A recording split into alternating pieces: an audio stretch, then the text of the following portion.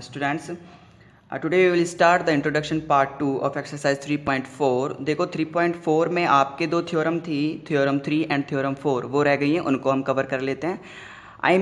एक भी चीज़ छूटना नहीं चाहिए कि कोई सी भी थ्योरम छूट गई या फिर किसी का भी प्रूफ नहीं हुआ, तो सब कुछ क्लियर होना चाहिए. Okay, now let us start with the theorem number 3. Theorem 3 से हम स्टार्ट करते हैं. लेट्स सी थ्योरम 3 क्या कहती है. Uniqueness of inverse. Uniqueness of inverse आपकी बुक्स में भी है ये. Theorem 3, uniqueness of inverse. इसका मतलब क्या है कि यूनिक ऑफ इनवर्स, इनवर्स है जो यूनिक ही होना चाहिए. इनवर्स है जो यूनिक ही होना चाहिए. Inverse of A square matrix, मतलब यूनिक का मतलब क्या है. इनवर्स सिर्फ एक ही एग्जिस्ट कर सकता है, किसी भी नंबर का, किसी भी मैट्रिक्स का एक ही इनवर्स एग्जिस्ट कर सकता है. ये नहीं है कि 2 कर रहे हैं, 3 कर रहे हैं. क्लियर. तो यूनिकनेस ऑफ इनवर्स क्या है. Inverse of a square matrix if it is exist. ये क्या.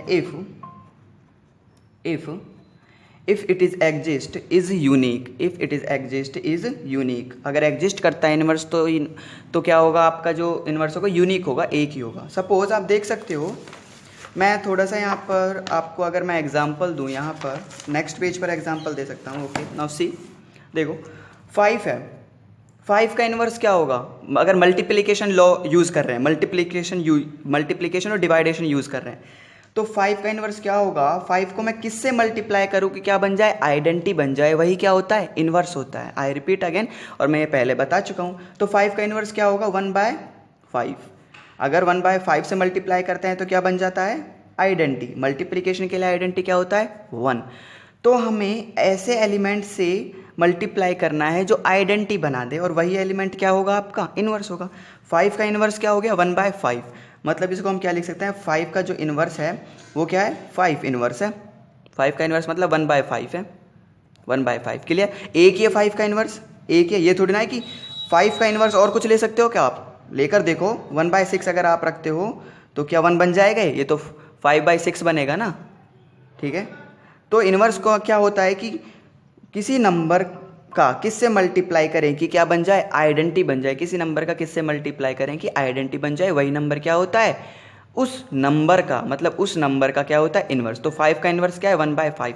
तो हमने देखा 5 का इन्वर्स ओनली क्या एग्जिस्ट कर रहा है, 1/5, और कुछ नहीं हो सकता. 1/6 नहीं हो सकता, 1/7 नहीं हो सकता, क्योंकि आइडेंटिटी नहीं बनेगा फिर. क्लियर. ओके. तो हम यही कह रहे हैं कि जो इन्वर्स है वो यूनिक होता है. अब इसको प्रूफ कैसे करेंगे, लेट्स सी. प्रूफ कैसे करेंगे, हमको पता है कि यूनिक होता है, प्रूफ कैसे करेंगे देखते हैं.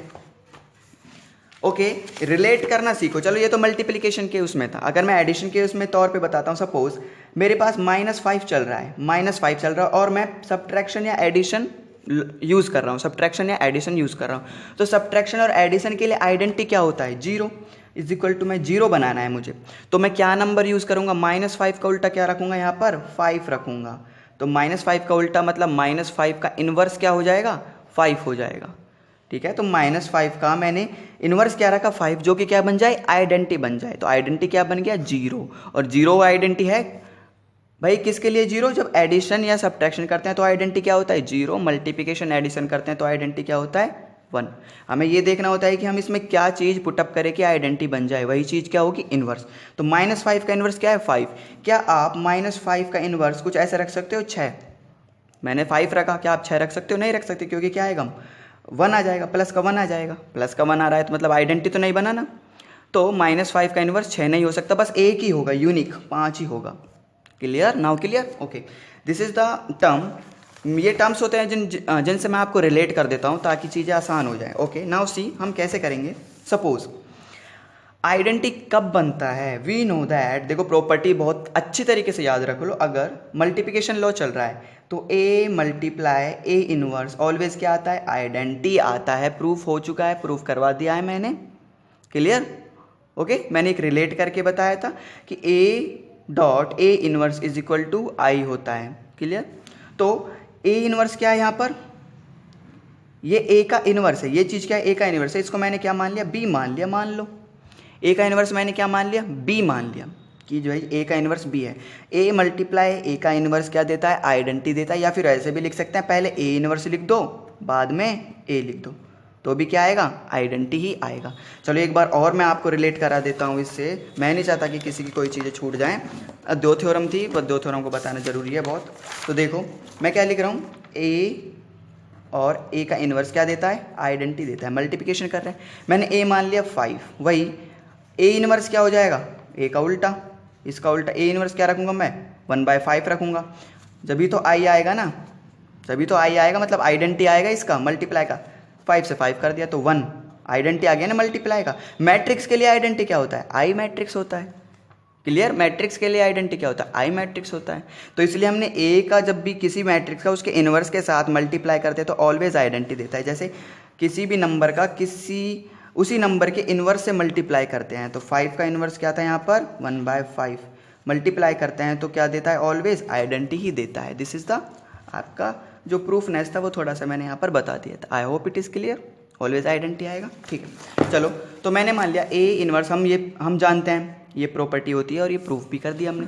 तो A into A inverse is equal to I होता है, या फिर उसको क्या लिख सकते हैं, ए इन्वर्स पहले लिख लो, ए बाद में लिख लो, तो भी आई ही आएगा। क्लियर, तो ए इन्वर्स को मैंने मान लिया बी। चलो ठीक है, हमने मान लिया लेट से बी इज इन्वर्स ऑफ ए, मैंने अपनी तरफ से एक इन्वर्स मान लिया बी। अब हम 2 इन्वर्स मानेंगे और दिखा देंगे कि 2 इन्वर्स नहीं होते, ओनली एक ही इन्वर्स एग्जिस्ट करेगा। ओके, लेट से बी इज इन्वर्स ऑफ ए, अपनी तरफ से मान लिया कि बी क्या है, ए का इन्वर्स है। जब बी ए का इन्वर्स है तो क्या हो जाएगा, ए मल्टीप्लाई ए का इन्वर्स क्या मान रखा है हमने, बी मान रखा है, A multiply B is equal to I आएगा। Clear, A multiply B is equal to I आएगा, या फिर बी को पहले लिख लो, ए को बाद में लिख लो, तो भी आई आएगा, क्योंकि बी क्या मान रखा है हमने, ए का इन्वर्स। ये बी को हमने क्या मान रखा है, ये इन्वर्स मान रखा है। क्लियर, बी को क्या मान रखा है, इन्वर्स मान रखा है। ठीक है, यहाँ से कंफ्यूज मत होना, बी को हमने मान रखा है ए का इन्वर्स। ठीक है, तो यहाँ मान के चलो कि ए इंटू ये इन्वर्स ही है ए का, तो ए इंटू ए इन्वर्स क्या देता है, आई देता है, या फिर पहले ए इन्वर्स लिख लो, ए इन्वर्स क्या मान रखा है, बी इंटू आई इंटू ए, तो भी क्या देगा, आई देगा। क्लियर, तो भी ए आई ही देगा। वेट अ मिनट, ओके, हमने ए का इन्वर्स बी माना था, तो हम इसको ऐसे देख सकते हैं, ए इंटू ए का इन्वर्स क्या मान रखा है, बी क्या होता है, आइडेंटिटी होता है, या फिर इज इक्वल टू बी क्या है, बी इंटू ए, बी क्या है, इन्वर्स है, तो ए का इन्वर्स इंटू ए क्या होता है, वो भी आइडेंटिटी होता है बाय प्रॉपर्टी। ओके, तो देखो यहाँ पर हो गया, ये जब हमने बी को इन्वर्स माना था तो हमने ये लिख दिया। ठीक है, पता है हमको ये प्रॉपर्टी होती है, तो हमने ये लिख दिया।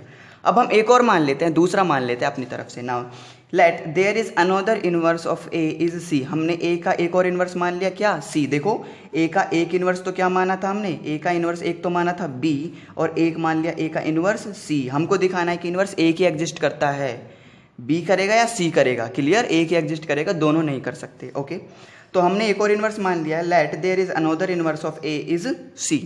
तो क्या बन जाएगी equation, A into A inverse अब क्या मान रखा है हमने, सी, तो ए इन्वर्स के प्लेस पे क्या रख देंगे, सी रख दिया, इज इक्वल टू क्या होता है, इज इक्वल टू आई आएगा। क्लियर, इज इक्वल टू यहाँ से रिलेट कर सकते हो, ए इन्वर्स क्या मान रखा है, अब सी मान रखा है, तो ए इन्वर्स के प्लेस पे यहाँ पर ए इन्वर्स के प्लेस पे क्या रख दूँ, सी, तो मैंने वो रख दिया सी मल्टीप्लाई ए, और आपका ए चल ही रहा है, ए चल रहा है। क्लियर, अब ठीक है। ओके, अब देखते हैं हम क्या कंक्लूजन निकाल सकते हैं। देखो सी को हम सी आई लिख सकते हैं, बिल्कुल लिख सकते हैं भाई। किसी भी मैट्रिक्स में आप आइडेंटिटी मैट्रिक्स का मल्टीप्लाई कर देते हो तो वही मैट्रिक्स आएगा, क्या आएगा, वही मैट्रिक्स आता है। रिलेट करूं, देखो 5 में मल्टीप्लाई कर रहा हूँ, 5 में अगर मैं मल्टीप्लाई कर रहा हूँ, आइडेंटिटी क्या होता है मल्टीप्लाई का, 1 का मल्टीप्लाई कर रहा हूँ तो क्या मिल गया, 5 ही तो मिलता है। ठीक है, तो ये आप मान लो कोई सी हो गया, आई क्या हो गया, कोई आइडेंटिटी हो गया, और मिलेगा क्या, सी ही तो मिलेगा। करवा चुका हूँ ना मैं ये। Clear, okay.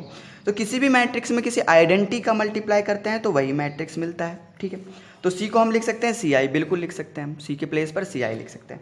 आई, अब देखो यहाँ से आई आप क्या रख सकते हो, यहाँ से आई के प्लेस पर आप क्या रख सकते हो, यहाँ से देखो आई के प्लेस में मैंने रख दिया A B, A into B रख सकता हूँ, तो आई के प्लेस में मैंने रख दिया सी का C as it is into I के प्लेस पे A into B. Okay, is equal to, अब यहाँ से ध्यान से देखो सी और ए, इन ये दोनों, सी ए के प्लेस में मैं क्या रख सकता हूँ, सी ए के प्लेस में हम क्या रख सकते हैं, आई रख सकते हैं। सी ए के प्लेस पे सी ए किसके बराबर है आई, तो सी ए के प्लेस पे मैंने रख दिया आई, बी का बी एज इट इज, और आई बी किसी मैट्रिक्स के मल्टीप्लाई में, किसी मैट्रिक्स को आइडेंटिटी मैट्रिक्स से मल्टीप्लाई करते हैं तो क्या आ जाता है बी, तो फाइनली क्या आ गया बी आ गया। तो हम सी लेकर चले थे और सी बराबर करते करते सी किसके बराबर आ गया, सी बराबर आ गया बी के, मतलब सी इज इक्वल टू क्या है बी के इक्वल है, मतलब सी और बी एक ही हैं। अगर इनवर्स बी हमने 5 मान रखा है तो सी भी कितना होगा 5 ही होगा, एक ही इनवर्स एग्जिस्ट करेगा, ओनली 5 ही, ओके। चाहे कितने भी मानो, मतलब यूनिकनेस सही है कि इनवर्स का एक किसी भी मैट्रिक्स का एक ही इनवर्स एग्जिस्ट करता है, क्योंकि दो हम देखो 2 मान कर चले थे, एक सी मान कर चले थे, एक बी इनवर्स मान के चले थे। सी और बी सी और बी जो 2 इनवर्स मान के चले थे वो दोनों क्या हो गए बराबर, मतलब अगर हम 5 मान कर चले हैं कोई मैट्रिक्स 5, तो ये भी क्या आ गया सी भी कितना आ गया 5, मतलब ये भी 5 है वो भी 5 है, तो है तो 5 ही, एक ही unique, okay. This is proof, this is theorem आपका थर्ड का प्रूफ हो गया, क्लियर। ये आपके पास प्रॉपर्टी लगाइए और कुछ नहीं है, ओके। और आप इनको ध्यान से एनालिसिस कीजिए, आपको प्रूफ करवाया गया है सारा, प्लीज़ मैं बार बार कह रहा हूँ, okay. Now let's see theorem number 4। Theorem number 4 क्या कहती है, this is also very simple. Theorem number 4 है आपकी invertible matrix of the same order. वो क्या कहते हैं, if A and B are invertible matrix of the same order, then वो कह रहा है कि ए और बी अगर दोनों इनवर्स मैट्रिक्स हैं, देन आपको एक प्रॉपर्टी गिवन है, देखो इन्वर्टिबल मैट्रिक्स है, अगर हम क्या लिख सकते हैं ऐसे, A matrix multiply B matrix का कंप्लीट इनवर्स को हम क्या लिख सकते हैं, इज इक्वल टू, पहले बी इनवर्स लिखेंगे, पहले क्या लिखेंगे B inverse multiply A inverse लिखते हैं, ये प्रूफ, ये इक्वल होता है और ऑलवेज इक्वल होता है, दिस इज द प्रॉपर्टी। ये भी आपकी प्रॉपर्टी थी, सबको लिख लेना, सबको कुछ छूटना नहीं चाहिए, ये भी प्रॉपर्टी थी। तो क्या होता है, अगर ए एंड बी क्या है हमारे इन्वर्टिबल मैट्रिक्स है, मतलब वो इन्वर्स हो सकते हैं, तो क्या है, देन ए बी कंप्लीट का इन्वर्स किसके बराबर होता है, B inverse multiply A inverse, इसके बराबर होता है। चलो इसको प्रूफ करते हैं। प्रूफ में हमें कुछ नहीं करना है, सपोज ए बी कोई मैट्रिक्स आ गया, ए बी क्या आ गया, कोई मैट्रिक्स आ गया, कोई भी आर्बिट्रेरी मैट्रिक्स आ गया, क्या हमने मान लिया सी आ गया, क्या आ गया सी, ए बी का मल्टीप्लाई करके एक मैट्रिक्स बना सी, मल्टीप्लाई ए बी इनवर्स, मतलब इसको सी मान रखा तो सी का इनवर्स इज इक्वल टू आई तो होता है भाई, किसी भी मैट्रिक्स में उसका इनवर्स का मल्टीप्लाई करते हैं तो क्या मिलता है, आई ही मिलता है। ये वाली मैट्रिक्स है ना आपकी, ए मैट्रिक्स में किसी भी मैट्रिक्स में उसका अगर इनवर्स का मल्टीप्लाई करते हैं तो क्या मिलता है, आइडेंटिटी मिलता है, तो बस वही लगाया हमने। तो ए बी ये पूरा मैट्रिक्स सी मान लो, समझ नहीं आ रहा तो इनटू ए बी का इनवर्स मतलब सी का इनवर्स, तो क्या बन गया सी मल्टीप्लाई सी का इनवर्स, मतलब A B into A B का इनवर्स क्या होगा, आइडेंटिटी होगा। ये प्रॉपर्टी हम जानते हैं, ओके। यहाँ पर आप लिख भी सकते हो क्या कि A multiply A inverse is equal to I is equal to A inverse into A, ये से भी लिख सकते हैं, ओके। क्या करेंगे हम, नाउ देखो, pre multiply in both side with A inverse, क्या कर रहे हैं हम, प्री मल्टीप्लाई मतलब पहले मल्टीप्लाई करना है, बोथ साइड करना है, यहाँ पर पहले इधर मल्टीप्लाई करेंगे, ये नहीं है कि इनके बाद में, क्योंकि ऑर्डर मैटर करता है मैट्रिक्स में, तो हम बाद में नहीं करेंगे, कहाँ करेंगे, प्री मल्टीप्लाई। तो किसका कर रहे हैं, now pre multiply in both side with A inverse, किसका कर रहे हैं, विद ए इनवर्स, तो ए इनवर्स का प्री मल्टीप्लाई कर दो, यहाँ भी ए इनवर्स का मल्टीप्लाई, यहाँ भी ए इनवर्स का मल्टीप्लाई, प्री मल्टीप्लाई, बाद में नहीं करना, प्री आगे की तरफ रखना है हमको ए इनवर्स, तो कर दिया। ए इनवर्स मल्टीप्लाई किस में, इस पूरे में, ए इनवर्स मल्टीप्लाई कर दिया इस पूरे में, तो ए इनवर्स ए बी का as it is dot A B का होल इनवर्स, ये कंप्लीट चल रहा है, इज इक्वल टू, ऐसे ही आई में प्री मल्टीप्लाई करना है ए इनवर्स का यहाँ पर, तो A inverse multiply I, clear, okay. अब देखते हैं, ध्यान से देखो, ये क्या बन गया, ये पूरा क्या बन गया, ए इनवर्स इंटू ए क्या होता है, identity matrix, okay. A inverse A को क्या होता है, आइडेंटिटी मैट्रिक्स, बी का बी लग दिया as it is into A B complete का इनवर्स, ये एज इट इज चल रहा है। Similarly A inverse multiply I, किसी भी मैट्रिक्स का अगर आइडेंटिटी मैट्रिक्स से मल्टीप्लाई करते हैं तो क्या मिल जाता है, वही मैट्रिक्स मिल जाता है, मतलब ए इनवर्स यही मिल जाएगा हमको, ए इनवर्स का आइडेंटिटी से करेंगे तो ए इनवर्स ही मिल जाएगा भाई। ए इनवर्स भी तो कोई मैट्रिक्स होगा ना, सपोज 1 2 2 3 ये आपका कोई ए इनवर्स है, और इसकी मल्टीप्लाई हम किससे कर रहे हैं, आइडेंटिटी मैट्रिक्स से कर रहे हैं, आइडेंटिटी मैट्रिक्स 2 ऑर्डर का 1 0 0 1, तो हमको फाइनली जब मल्टीप्लाई करके फाइनली इनका मल्टीप्लाई करेंगे तो क्या मिल जाएगा, ए इनवर्स ही मिल जाएगा। क्लियर? ओके, तो ए इनवर्स मिल गया, बस हो गया काम। आई बी सिमिलर अगेन देख लो, आई बी किसी मैट्रिक्स का आइडेंटिटी मैट्रिक्स से मल्टीप्लाई करते हैं तो वही मैट्रिक्स बन जाता है। आई बी को हम क्या लिख सकते हैं, आई बी को बी बन गया, ठीक है। ए बी इनवर्स क्या हो जाएगा, A B inverse is equal to A inverse. अब देखते हैं क्या करते हैं, again pre multiplication in both side with B inverse. अब किससे करेंगे, प्री मल्टीप्लिकेशन करेंगे, मतलब आगे लगाएंगे, आगे मल्टीप्लाई करना है, इसके भी आगे, ना कि पीछे डॉट लगाएंगे, आगे की तरफ मल्टीप्लाई करेंगे। किससे, both side with B inverse से मल्टीप्लाई कर रहे हैं, विद बी इनवर्स। चलो कर दो, बी इनवर्स से यहाँ भी बी इनवर्स से, यहाँ भी बी इनवर्स से, तो बी इनवर्स डॉट बी, ये as it is A B का whole inverse is equal to B inverse का आगे करना है, देखो इधर मल्टीप्लिकेशन करना है, तो B inverse into A inverse. Clear? तो बी इनवर्स इंटू बी क्या हो जाएगा, किसी भी इनवर्स का उसी की मैट्रिक्स के साथ मल्टीप्लाई करते हैं तो आई आता है, B inverse into B I बन गया, और A B inverse as it is यहाँ क्या बन गया, B inverse into A inverse. Okay, अब देखो आइडेंटिटी के साथ किसका मल्टीप्लाई है, इस पूरे का मल्टीप्लाई है। ए बी इनवर्स का मल्टीप्लाई किसके साथ है, आई के साथ है, तो क्या बन जाएगा, मैंने बताया कि किसी भी, भाई ए बी इनवर्स, ध्यान से देखो, ए बी जो इनवर्स आएगा वो एक मैट्रिक्स ही आएगा, don't worry. A B multiply करने के बाद उसका इनवर्स लेने के बाद कोई मैट्रिक्स ही बनेगा रिजल्टेंट। क्लियर? कोई मैट्रिक्स ही बनेगा ए बी इनवर्स, मतलब ये क्या है, एक मैट्रिक्स ही बन रहा होगा।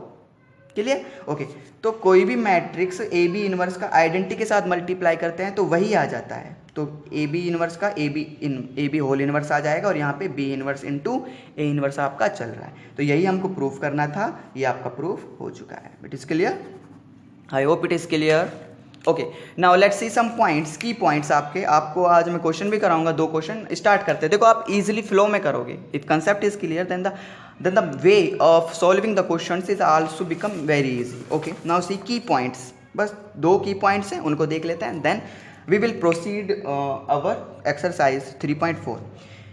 ये प्रूफ हो गया दोनों, इनमें से कहीं से भी कोई दिक्कत हो please ask me without any hesitation. Okay, please पूछा करो, बस मेरे पास 4 या 5 बच्चों का रिस्पॉन्स आता है, और बच्चे पता नहीं लेक्चर में देखते देखते पता नहीं कर रहे हैं या फिर ना नहीं कर रहे। I don't think about that. आज मैं कॉल करूँगा सबके पास। ओके, ठीक है। की point, note, while transforming a matrix using elementary operation, if all elements of any rows or columns become 0, then inverse does not exist. Important है ये आपका एग्जाम्पल नंबर आप मैं कैसे बताऊँ, लेट्स सी। एग्जाम्पल नंबर आपका 25 में बहुत अच्छी तरीके से दे रखा है। वो ये कह रहे हैं कि जब आप किसी मैट्रिक्स से ट्रांसफॉर्मिंग कर रहे हो, मतलब उसमें ऑपरेशन लगा रहे हो, रो ऑपरेशन लगा रहे हो या कॉलम ऑपरेशन लगा रहे हो, तो ऑपरेशन लगाते लगाते अगर कोई रो या कॉलम क्या हो जाती है आपकी, जीरो बन जाती है। कोई रो या कॉलम क्या बन जाती है, जीरो बन जाती है, तो उसका इन्वर्स एग्जिस्ट नहीं करेगा, it is well know, exist नहीं करेगा। बताते हैं कैसे नहीं करेगा। ओके, देखो यही लिख रहा है इसमें फर्स्ट पॉइंट में, while transforming a matrix using elementary operation, if all elements of any row, किसी भी रो या किसी भी कॉलम के ऑल एलिमेंट्स, सारे एलिमेंट होने चाहिए, रो कोई पर्टिकुलर रो, एक रो या एक कॉलम के सारे एलिमेंट अगर जीरो हो जाते हैं then inverse does not exist. Okay, तो यहाँ से आप देख सकते हो एग्जाम्पल नंबर 25 में पूछा था कि पी इनवर्स निकालो पी मैट्रिक्स का, तो हमने देखा, हम ऑपरेशन लगाते गए। सपोज अभी ऑपरेशन पे आप यहाँ ध्यान मत दो, ऑपरेशन में क्वेश्चन में बताऊंगा सही ढंग से। तो यहाँ पर इन्होंने ऑपरेशन लगाया अप्लाइंग R1 1/10 R1, ये ऑपरेशन लगाया इन्होंने। ओके, तो ऑपरेशन लगाते लगाते इनको क्या दिखा, अभी आगे क्लियर हो जाएगा। यहाँ पर ऑपरेशन लगा दिया, इनको लगाते लगाते क्या दिखा कि, और कौन से मैट्रिक्स की जो LHS साइड है, मैंने यहाँ पर रिमार्क कर दिया है ऑन LHS साइड, जो LHS साइड है वो देखनी है कि उस LHS साइड पर जो मैट्रिक्स है कि उसकी रो या कॉलम का कोई भी, कॉलम के सारे एलिमेंट क्या नहीं हो, अगर जीरो हो रहे हैं तो एग्जिस्ट नहीं करेगा। तो हमने देखा, ऑपरेशन लगाते गए तो हमने देखा इधर जो LHS साइड मैट्रिक्स चल रही थी, LHS साइड मतलब लेफ्ट हैंड साइड, हमने देखा रो क्या हो गई, रो के सारे एलिमेंट क्या हो गए, जीरो, और ये भी जीरो। तो रो के सारे एलिमेंट, किसी भी रो के सारे एलिमेंट जीरो हो गए, बस यहीं पर खत्म। अब आपको ये इन्वर्स नहीं निकालना, क्योंकि इसका इन्वर्स अब एग्जिस्ट नहीं करेगा, क्योंकि किसी भी रो या कॉलम होती अगर उसके सारे एलिमेंट जीरो हो जाते हैं तो इन्वर्स एग्जिस्ट नहीं करता। क्लियर? तो इसमें यही लिखा है, we have all zeros in the second row of the left hand side matrix of the above equation, therefore P inverse does not exist. Okay, second हम इसको कैसे देख सकते हैं, अगर डिटर्मिनेंट जीरो हो जाता है, किसी भी मैट्रिक्स का डिटर्मिनेंट जीरो हो जाता है तो भी ए इनवर्स एग्जिस्ट नहीं करेगा, उस मैट्रिक्स का इनवर्स एग्जिस्ट नहीं करेगा। अब डिटर्मिनेंट्स क्या है, दिस विल बी आपको बताया जाएगा इनडिटर्मिनेंट्स एक्सरसाइज में जब आगे आएगा। अभी आप देख लो डिटर्मिनेंट्स निकालते कैसे है। 2 मैट्रिक्स है, 10 का इससे मल्टीप्लाई, माइनस साइन लगाकर माइनस